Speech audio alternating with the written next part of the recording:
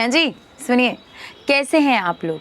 उम्मीद करती हूँ आप सब बहुत अच्छे होंगे एंड आई रियली विश आप सब यूं ही हंसते खेलते रहें, पॉजिटिव रहें, मुस्कुराते रहें, स्वस्थ रहें। कोरोना पॉजिटिव नहीं, दिमाग से पॉजिटिव रहें।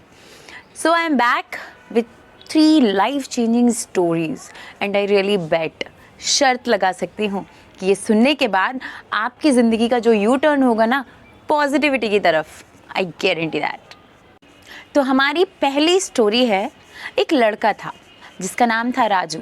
उसे दौड़ने का बहुत शौक था। वो ज़्यादातर सारे मैराथन्स में पार्टिसिपेट करता था, चाहे वो उसको स्कूल की होती थी या फिर कॉलेज की। जैसे जैसे बड़ा होता गया वो फिर भी सारे मैराथन्स में पार्टिसिपेट करता रहा। लेकिन पता है, उसके साथ ना एक सबसे बड़ी प्रॉब्लम थी।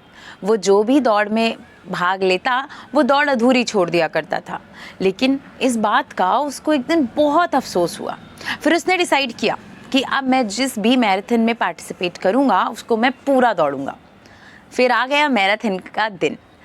तो सब दौड़ रहे थे, राजू भी दौड़ रहा था। थोड़ा सा दौड़ने के बाद जब उसके साथी सारे आगे निकल गए, वो फिर भी पीछे रह गया। अब उसने सोचा कि मैंने तो ठाना है कि ये दौड़ मुझे पूरी करनी है। फिर उसने सोचा मैं अब क्या करूं, क्योंकि वो बहुत थक चुका था। फिर उसके दिमाग में ख्याल आया कि मैं दौड़ नहीं सकता, चल तो सकता हूँ। धीरे धीरे वो चलता गया। वो और थक गया, लेकिन फिर भी लड़खड़ाते हुए वो चलता गया। लेकिन ये तो हम जानते हैं, दौड़ में हम चलने से नहीं जीत सकते। वो फिर इस दौड़ को हार गया, लेकिन इस बार वो अपनी नाकामी से जीत गया था। तो इस स्टोरी का सिंपल सा छोटा सा मोरल ये है कि ज़िंदगी में आप जो कुछ भी कर रहे हो, अगर आप दौड़ नहीं सकते तो चलिए, चल नहीं सकते तो लड़खड़ाते हुए चलिए, और वो भी नहीं कर सकते तो रेंगिए, बस रुकिए मत। जहाँ आप रुक जाएंगे, आपकी ज़िंदगी, आपकी तरक्की, आपकी खुशियाँ, आपका करियर सब थम जाएगा। चलेगा क्या? तो वो है वक्त। Tick tock tick tock tick tock, क्योंकि वक्त कभी किसी के लिए नहीं रुकता। इसलिए मेरे दोस्त, अपनी ज़िंदगी में हमेशा आगे बढ़ते चलें। तो गाइस, हमारी दूसरी स्टोरी उन तमाम लोगों के लिए है जिन्हें अपनी ज़िंदगी से महज ये शिकायत है कि कोई हमारी वैल्यू नहीं करता, कि वो हमेशा रोते हैं कि लोग हमारी वैल्यू नहीं करते, क्या उसको हमारी वैल्यू का एहसास नहीं है, उसको हमारी कद्र नहीं है, उसको हमारी फ़िक्र नहीं है, एट्सेट्रा एट्सेट्रा एंड एट्सेट्रा। सो ये स्टोरी आपके लिए है। एक बार एक बहुत परेशान व्यक्ति जंगल में बैठा हुआ था। अचानक वहाँ एक साधु आए और उन्होंने पूछा, क्या हुआ, तुम क्यों इतने उदास बैठे हो? उस बच्चे ने भारी मन से कहा कि मेरी ज़िंदगी में कोई कद्र नहीं करता, मुझे कुछ समझ नहीं आता, मैं क्या करूं। इतना सुनकर एक साधु ने एक पत्थर निकाला, एक बहुत चमकता हुआ सा पत्थर निकाला और उसको दिया, और उसको बोला कि जाओ इस पत्थर को बेच के आओ। इस पत्थर के भाव सबसे पूछना, उसके बाद इस पत्थर को बेचना। वो बच्चा ये सुन के चला गया। वो सबसे पहले एक कबाड़ी के पास गया। उसने कहा, इस पत्थर का कितना रुपए दोगे?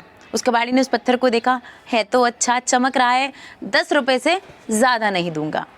आगे वो एक सब्जी वाले के पास गया। उसने कहा, ये पत्थर ले लो, कितने रुपए दोगे? उसने कहा, पत्थर तो अच्छा लग रहा है, लेकिन मैं इसके 15 से ज़्यादा नहीं दे सकता। फिर वो एक व्यापारी के पास गया। उसने बोला, ये पत्थर देखिए आप, और इसकी कितनी कीमत देंगे आप? उसने कहा, 1 लाख रुपए दूंगा। उसने कहा, ऐसा क्या है इस पत्थर में? फिर अंत में वो एक सुनार के पास गया। उसने वो पत्थर सुनार को दिखाया और सुनार ने कहा, ये बेशकीमती पत्थर तुम्हें कहाँ से मिला? और वो बच्चा हैरान था कि जिसकी कीमत कोई 5 लगा रहा था, तो कोई 10, तो किसी ने 1 लाख लगाई। तो उसे सुनार से पूछा कि आप इस पत्थर की कितनी कीमत देंगे? उसने कहा, मैं इस पत्थर की कीमत तुम्हें 10 लाख दूंगा। बच्चा बहुत सन्नाटे में आया और उसने सोचा कि आखिर क्या है इस पत्थर में। जैसे कि उससे उस बाबा ने, उस साधु ने कहा था कि जहाँ इसकी कीमत ज़्यादा मिले इसे बेच के आना।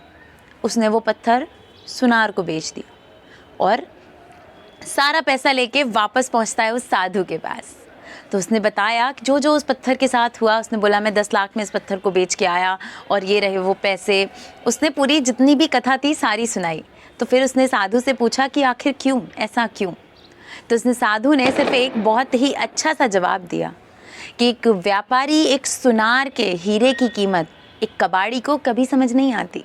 इसलिए अगर ज़िंदगी में लोग आपकी कीमत ना समझें तो हमेशा याद रखिए, एक व्यापारी की, एक सुनार के हीरे की चमक, एक हीरे की कीमत एक कबाड़ी नहीं लगा सकता। इसलिए अपनी वैल्यू पहचानिए, love yourself, respect yourself and सबसे इम्पॉर्टेंट, वैल्यू योर सेल्फ। तो हमारी तीसरी स्टोरी उन तमाम लोगों के लिए है जिन्हें अपनी ज़िंदगी से बहुत सारी शिकायतें हैं कि उन्हें ज़िंदगी में कुछ भी अच्छा नहीं मिला। तो जिनको भी ये शिकायतें हैं ना कि अच्छा जीवन साथी नहीं मिला, अच्छा करियर नहीं मिला, अच्छे दोस्त नहीं मिले, अच्छे भाई बहन नहीं मिले या कुछ भी, तो ये स्टोरी आपके लिए है। एक बार एक लड़का बहुत उदास एक पार्क में बैठा हुआ था, अपनी ज़िंदगी के बारे में सोचता हुआ, दुखी होता हुआ। इतनी देर में उसके कॉलेज के एक प्रोफेसर वहाँ से गुजर रहे थे और उन्होंने पूछा कि क्या हुआ। तो उसने बहुत भारी मन से कहा कि मेरी ज़िंदगी में कुछ भी अच्छा नहीं है, मेरी ज़िंदगी में ना लोग अच्छे हैं, ना मेरी ज़िंदगी अच्छी है, ना मेरा करियर अच्छा है, मेरे पास कुछ भी नहीं है, मैं क्या करूं। इतना सुनते ही प्रोफेसर मुस्कुराए और प्रोफेसर ने उसको बोला, वो सामने जो तुम बाग देख रहे हो वहाँ जाओ और वहाँ से एक सबसे खूबसूरत सा फूल तोड़ कर ला के मुझे दो। लड़का कुछ नहीं समझ पाया, बड़े कन्फ्यूज़न वाले मोड में आके वो गया और वहाँ से एंट्री करते ही उसको एक बहुत खूबसूरत सा फूल नज़र आया। वो उस फूल को तोड़ने ही वाला था, लेकिन उसके दिमाग में एक ख़याल आया कि जब यहाँ इतना अच्छा है तो आगे इससे भी अच्छा होगा। वो थोड़ा सा और आगे गया, उसने और अच्छा फूल देखा और उसके मन में फिर ख़याल आया कि यहाँ इतना अच्छा है तो उससे आगे और भी अच्छा होगा। वो आगे गया, आगे जाता गया, इसी ख़याल के साथ वो उस बाग के लास्ट तक पहुँच गया और लेकिन उसको कोई भी अच्छा फूल नहीं मिला।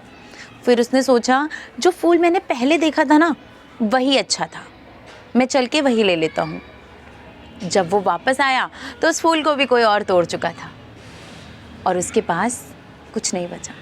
फिर उसने सोचा कोई बात नहीं, इसके बाद मैंने दूसरा देखा था, मैं उसके पास जाता हूँ। वो फूल भी कोई और ले चुका था। ऐसा करते करते वो फिर लास्ट तक पहुँचा, जो फूल उसको पसंद आए थे वो कोई और ले जा चुका था।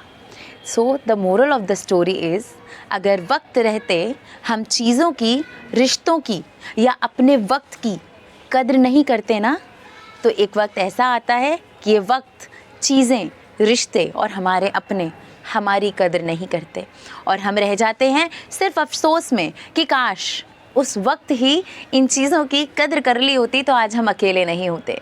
इसलिए इन तीनों स्टोरीज से मैं आपको सिर्फ इतना बताना चाहती हूँ कि लाइफ इतनी ज़्यादा कॉम्प्लिकेटेड नहीं होती जितना हम बना लेते हैं, and at the same time life इतनी इजी भी नहीं होती जितना हम समझ लेते हैं। लाइफ को हमें बैलेंस करके चलना चाहिए और बैलेंस करने के लिए हमारे दिमाग का बैलेंस होना बहुत ज़रूरी है। इसलिए पॉजिटिव रहें, खुश रहें और अगर आप किसी ऐसे इंसान को जानते हैं जिसका ये स्टोरी सुनने के बाद दिमाग चेंज हो सकता है तो उसके साथ ज़रूर शेयर करें और मुझे बताइए कि इन स्टोरीज से आपने क्या सीखा। Thank you.